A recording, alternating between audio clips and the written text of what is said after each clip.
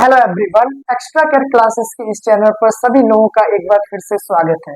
I hope कि जो मैंने क्लिप बनाई थी is am are was were, आप लोगों ने पूरा वीडियो बहुत ही अच्छी तरीके से देखा होगा और सारे डाउट्स आपके क्लियर हो चुके होंगे।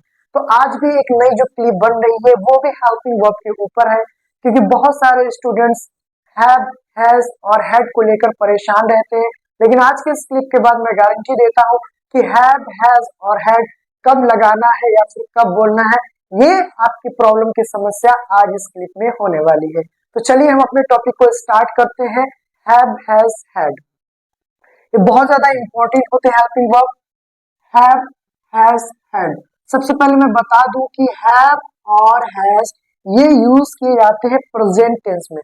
जिस तरीके से इज, एम, आर प्रेजेंट में यूज होता था, वॉज और वर ये पास्ट के लिए था, उसी तरीके से आप ये चीज ध्यान रखेंगे कि हैव और हैज जो होते हैं वो प्रेजेंट टेंस के लिए यूज होते हैं और हैड जो होता है वो पास्ट टेंस के लिए होता है। इतना तो बेसिक हर कोई जानता है कि प्रेजेंट क्या होता है, पास्ट क्या होता है। प्रेजेंट का मतलब जो वर्तमान समय जो चलता है उसको प्रेजेंट बोलते हैं। जो समय बीत चुका होता है उसकी हम बात कर रहे होते हैं तो वो पास्ट में होता है। तो हैड जो होता है वो पास्ट टेंस के लिए यूज किए जाएंगे, लेकिन हैव और हैज जो है वो प्रेजेंट में यूज किए जाएंगे। फिलहाल के लिए इतनी नॉलेज आपको अभी होनी चाहिए। जिस तरीके से मैंने आपको इज, एम, आर में ये चीज बताया था कि कौन कौन से सेंटेंस के अंदर सिंगुलर वर्ड होते हैं और कौन कौन से वर्ड प्लूरल होते हैं, मुझे बताने की शायद अब जरूरत नहीं पड़ेगी और ना ही आप कंफ्यूज होंगे कि इस, एम, आर के अंदर जो मैंने बताया था कि सिंगुलर वर्ड कौन कौन से होते हैं, आप समझ जाएंगे कि सिंगुलर वर्ड कौन कौन से होते हैं। आप मन में बोलते रहिए कि सिंगुलर वर्ड कौन कौन से होते हैं। तो ही, शी, इट या किसी का नाम, ये होते हैं बेसिक आपके सिंगुलर वर्ड। उसी तरीके से मैंने ये बताया था कि प्लूरल वर्ड कौन कौन से होते हैं, क्योंकि ये बहुत ज्यादा इंपॉर्टेंट है। इसको आप रट लीजिए, अपने माइंड के अंदर फिट कर लीजिए, क्योंकि इसी के बेस के ऊपर हम लोग टेंसेस को सीखेंगे तो ये बहुत ज्यादा काम आने वाला है और ये रुकेगा नहीं। अब से हर क्लिप में आपको ये चीजें शायद देखने को मिलेगी, क्योंकि ये हमें अंत तक लेके चलना है इसको। इसलिए ये चीज को आप याद कर लीजिएगा कि ये कुछ होते हैं सिंगुलर वर्ड, उसी तरीके से कुछ वर्ड होते हैं प्लूरल। यू, दे, बी या कोई प्लूरल वर्ड, ये सारे के सारे होते हैं प्लूरल। अब सवाल ये है कि हैव, हैज और हैड किनके साथ यूज किए जाएंगे, और फिर बचता है हमारे पास आई, कि आई के साथ हम क्या यूज करेंगे। और मैंने बताया था कि आई को मैं क्या बोलता हूँ, हार्ट ऑफ द लेयर, क्योंकि ये कभी कभी सिंगुलर की कैटेगरी में देखने को मिलता है, कभी कभी प्लूरल की कैटेगरी में देखने को मिलता है, इसलिए हम इसको बोलते हैं हार्ट ऑफ द लेयर। चलिए बात करते हैं कि पहले हम प्रेजेंट की बात करेंगे हैव और हैज के लिए, देन उसके बाद बात करेंगे हैड। तो मैंने तीनों चीजों को यहाँ पे मैंने लिखा हुआ है, तीनों एग्जाम्पल इस सेंटेंस के अंदर मौजूद है, लेकिन कब कहाँ पे फिल करना है उसको कंसंट्रेट होके देखिए और माइंड को एकदम फ्री होके फोकस करिए, आपको ये चीजें आज समझ में आ जाएगी। देखो ये होते हैं सिंगुलर वर्ड, सिंगुलर के लिए आप यूज करेंगे हैज, और ये होते हैं प्लूरल वर्ड, प्लूरल के लिए आप यूज करेंगे हैव। अब बचा आई, कि आई जो यूज होगा वो किसके साथ होगा। अभी मैं इसकी दोनों की बात कर रहा हूं, मैं इसको भी साइड में करता हूं, ये पास्ट है, मैं प्रेजेंट की बात कर रहा हूं कि हैज सिंगुलर के साथ यूज होगा, हैव प्लूरल के साथ यूज होगा, तो आई के साथ क्या लगेगा, तो इस बार आई आपको प्लूरल की कैटेगरी में काउंट करना होगा, आई के साथ हम यूज करेंगे हैव। क्लियर, तो ये दोनों चीजें क्लियर होगी कि हैव और हैज किनके साथ यूज करना है। फिर सवाल ये कि सर हैड कब यूज करना है, तो हैड होते हैं पास्ट टेंस के लिए। पास्ट टेंस को कैसे पहचानते हैं, जिन बच्चों की इंग्लिश वीक है मैं अभी बताऊंगा कि पास्ट टेंस किस तरीके से पहचानते हैं। तो पास्ट टेंस तो है हैड, लेकिन हैड किनके साथ यूज करना है, ये तो अकेला है। क्या ये सिंगुलर के साथ होगा या प्लूरल के साथ होगा या फिर आई के साथ। तो याद रहे कि हैड जो यूज की जाते हैं वो तीनों के साथ आप हैड यूज करेंगे। हैड एक पास्ट टेंस के लिए होता है, पास्ट में केवल एक ही हेल्पिंग वर्ब है हैड, इसीलिए हम सिंगुलर के साथ भी हैड लगाते हैं, प्लूरल के साथ भी हैड लगाते हैं और आई के साथ भी हैड लगाते हैं।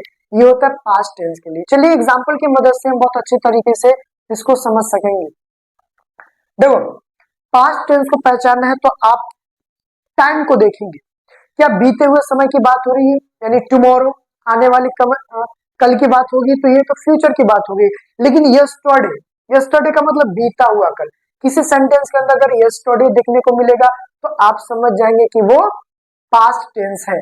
किसी में लिखा होगा लास्ट नाइट या लास्ट संडे या लास्ट वीक, यानी कि लास्ट के साथ कोई टाइम दिया गया होगा तो समझ जाना है कि वो पास्ट की बात हो रही है। जिन बच्चों की इंग्लिश वीक है उनके लिए मैं एक ट्रिक बता रहा हूँ।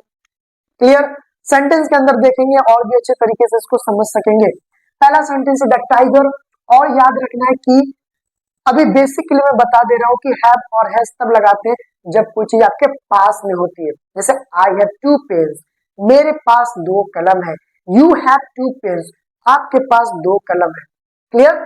तो अगर किसी चीज का पास होना, ये हैव और हैज हम लोग यूज करते हैं।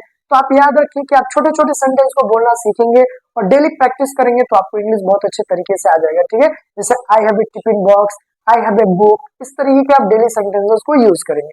सेंटेंस के अकॉर्डिंग देखेंगे, लिखा हुआ the tiger sharp claw, sharp का मतलब तेज, नुकीला, ठीक है, और क्लॉ का मतलब पंजा। तो टाइगर के पास जो पंजा है वो कैसा है? शार्प है, यानी धारदार है, तेज है। ठीक है? तो उसके पास में ये पंजा है। तो टाइगर बताइए ये सिंगुलर है कि प्लूरल? तो टाइगर सिंगुलर है, मैंने टाइगर्स नहीं बोला है, टाइग्रीज नहीं बोला है, मैंने क्या बोला है? टाइगर। ये सिंगुलर है तो सिंगुलर के लिए क्या यूज करना है? हैज।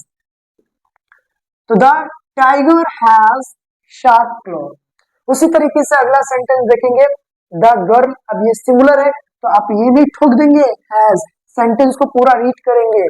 द गर्ल ब्रोकन, अब ब्रोकन जो होता है वो थर्ड फॉर्म। एक चीज और इंपॉर्टेंट मैं बता देता हूं कि अधिकतर सेंटेंस के अंदर जो थर्ड फॉर्म देखने को मिलेगा हैव और हैज के अंदर, वैसे होता तो सिंगुलर के साथ भी, प्रेजेंट के साथ भी है, लेकिन अधिकतर हमें सेंटेंस के अंदर देखने को मिलता है पास्ट के साथ। फिलहाल उतना लंबा भी नहीं सोचना है, आपको सेंटेंस पढ़ना होगा। The girl broken her leg a few month एगो, कुछ महीने पहले लड़की का पैर टूट गया था। अब यहाँ पर लिखा हुआ है फ्यू मंथ एगो, एगो का मतलब होता है बीते हुए समय की जब बात करते हैं तो वहां पे एगो मिलता है। तो ये बीता हुआ टाइम है। अगर आपको सेंटेंस समझ में नहीं आ रहा है तो आप ये देखेंगे ये समय एगो जहाँ पे मिलेगा तो समझ जाना वो समय बीत चुका होता है, तब एगो यूज किया जाता है। तो हम एक ही चीज यूज करेंगे हैड, चाहे वो सिंगुलर हो या प्लूरल हो। ये पास्ट टेंस है तो हम लोग यूज कर देंगे हैड। अगला सेंटेंस देखेंगे आई, आई के साथ हमें क्या यूज करना है? तो इसमें देखिए किसी बीते हुए समय की बात नहीं हो रही है तो ये हो गया हैज, और हैव के लिए तो हमें क्या यूज करना है? तो आई के साथ क्या यूज करना है? आई के साथ हमें यूज करना है हैव। आई हैव 2 पेन्स, मेरे पास 2 कलम है। अगला सेंटेंस देखेंगे। अब अगला सेंटेंस है इंटेरोगेटिव है। मैंने बताया था कि इंटेरोगेटिव में हेल्पिंग वर्ब हमेशा आगे होती है, तो आज ये हेल्पिंग वर्ब ही आपको देखने को मिल रहा है तो ये आगे होगा। क्या इसमें किसी समय की बात हो रही है? किसी समय की बात नहीं हो रही है, बट अगर मैं हैव लगा दूं या हैड लगा दूं तो देखिए क्या होने वाला है। एक चीज यहाँ पे मिस हुआ है, अभी आपको ये चीज याद रखना है। ठीक है, ये बिल्कुल हैड इधर लिखा हुआ है। क्लियर? जैसे लिखा हुआ है यू सीन माई वॉलेट, क्या आपने मेरा पर्स देखा है?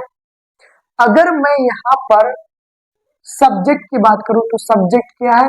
यू। सब्जेक्ट के अकॉर्डिंग ही हम लोग हैव टू फिल करते हैं, तो यू के साथ क्या यूज करना है? हैव। तो have you seen my wallet, क्या आपने मेरा पर्स देखा है?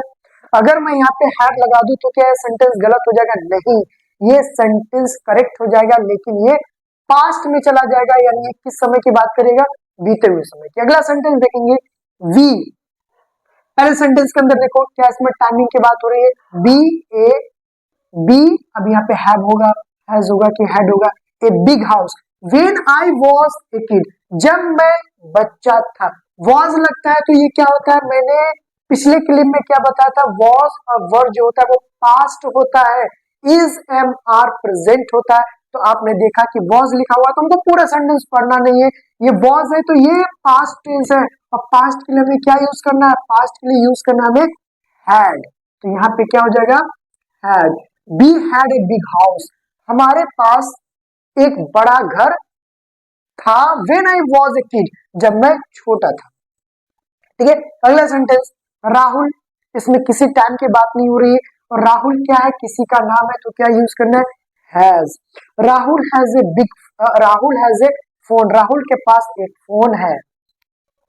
आई फोर फ्रेंड्स, अब मैं यहाँ पे अगर हैड लगा दूं, क्या ये सेंटेंस गलत हो जाएगा, नहीं, ये सेंटेंस करेक्ट है। अगर मैं यहाँ पर हैव लगा देता हूं तो क्या ये सेंटेंस करेक्ट है, तो भी करेक्ट है, बस मीनिंग बदल जाएगा। आई हैड फोर फ्रेंड्स, मेरे 4 मित्र थे। अगर मैं यहाँ पर ये लगा दूं आई हैव फोर फ्रेंड्स, तो क्या हो जाएगा, मेरे 4 मित्र हैं। तो प्रेजेंट के लिए हम लोग यूज करेंगे हैव और हैज, और अगर आपको ऐसा लगे कि मैं पास्ट बोलना चाहता हूं तो आप हैड यूज करेंगे।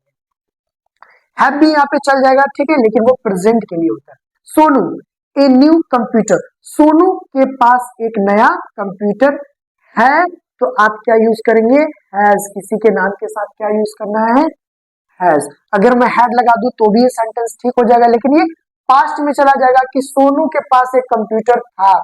किसी चीज का पास होना हैव और हैज लगाते हैं, तो ये हैव, हैड और हैज। क्लियर। तो आप चाहो तो यहाँ पे हैड लगा सकते हो, लेकिन ये पास्ट में चला जाएगा। उसी तरीके से आई, आई के साथ हमें क्या यूज करना है, आई के साथ हमें यूज करना है हैव। तो आई हैव ए क्वेश्चन, मेरे पास एक प्रश्न है। क्या मैं एक प्रश्न पूछना चाहता हूं आपसे। जब भी आपके पास कोई एक प्रश्न होता है तो आप क्लास में हैंड्स अप करते हो, बोलते हो sir I have a question, कि मेरे पास एक प्रश्न है। I want to ask a question, क्या मैं आपसे एक प्रश्न पूछ सकता हूँ, ठीक है, मैं आपसे एक प्रश्न पूछना चाहता हूँ, ठीक है। तो अगर आपके पास कोई क्वेश्चन है तो आप इस तरीके से बोलेंगे आई हैव ए क्वेश्चन, मेरे पास एक प्रश्न है। उसी तरीके से अगर मैं यहाँ पे हैड लगा दूं तो क्या हो जाएगा, मेरे पास एक प्रश्न था। माई फादर, अब फादर सिंगुलर है तो सिंगुलर के लिए क्या यूज करना है, has. My father has a car, मेरे पिताजी के पास एक कार है। अगर मैं यहाँ पे हैड लगा दूं तो क्या हो जाएगा, मेरे पिताजी के पास एक कार था। ठीक है, किसी चीज का पास होना, चाहे वो प्रेजेंट हो या पास्ट हो, हैव, हैज और हैड का यूज करते हैं। बस याद रखना है कि हैव और हैज ये प्रेजेंट में यूज होता है, और हैड जो होता है वो पास्ट टेंस के लिए यूज होता है। तो जिन बच्चों को प्रॉब्लम आती है हैव, हैज और हैड में, तो लगभग सभी के लिए आप हैज और हैड, तो इन चीजों को देखेंगे तो हैज लगा देंगे, इन चीजों को देखेंगे तो हैव लगा देंगे। हैड में बच्चों को प्रॉब्लम आती है तो मैंने देखा कि समय की बात होती है तो आप क्या करते हैं, हैड का यूज कर देते हैं। क्लियर। तो ये सेंटेंस आपको समझ में आ रहे होंगे। आई होप कि आपको ये कॉन्सेप्ट क्लियर हो गया होगा कि हेल्पिंग वर्ब में हैव, हैज और हैड कब यूज किया जाता है। फिर भी अगर कोई प्रॉब्लम है तो प्लीज कमेंट के जरिए अपने प्रॉब्लम को हम तक पहुंचाए, ताकि मैं आपके लिए बेहतर से बेहतर क्लासेस को अपलोड कर सकूं। ठीक है, अगर फिर भी इसमें कोई कंक्लूजन तो प्लीज अपने कंक्लूजन को, अपने क्वेश्चन को कमेंट के जरिए हम तक पहुंचाइए। और बहुत सारे बच्चों का एक डिमांड है कि मैथ के क्लासेस को स्टार्ट किया जाए, तो मैं बच्चों को कहना चाहता हूँ कि जैसे आप कमेंट करते कि अलजेब्रा के या फिर सिंपलीफाई के क्वेश्चन को बताइए, तो मैं जरूर उसके ऊपर क्लिप बनाऊंगा। लेकिन अभी हमारी एक सीरीज चल रही है इंग्लिश ग्रामर की, जब तक मैं उस स्टेट पे नहीं आ जाता हूँ जहां तक आपकी इंग्लिश थोड़ी सी स्ट्रॉन्ग हो जाए, तब तक मैथ क्लास को अभी नहीं बनाया जा सकता है। लेकिन मैं कोशिश करूंगा कि आपकी डिमांड के ऊपर क्लिप बनाई जाए। तो अगर आप चाहते हैं कि मैथ्स के ऊपर क्लिक हो, तो ज्यादा से ज्यादा अगर मैं कमेंट देखूंगा कि मैथ्स के ऊपर है, तो मैं मैथ्स के लिए जरूर क्लिप बनाऊंगा।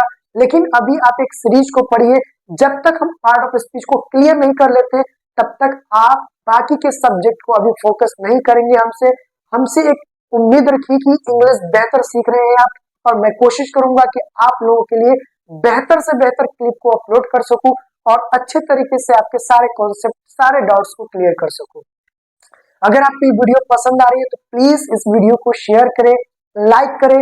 अगर कोई वीडियो आपने मिस की है तो सारे वीडियो की डिस्क्रिप्शन के अंदर लिंक डाल दी गई है, आप जाए वहां पर और सारे क्लिप को देख सकते हैं। ठीक है, आई होप कि आपका ये कॉन्सेप्ट क्लियर हो गया होगा। If you want to learn English spoken with Azmat sir, Please subscribe this channel and don't forget to press the bell icon and also share this video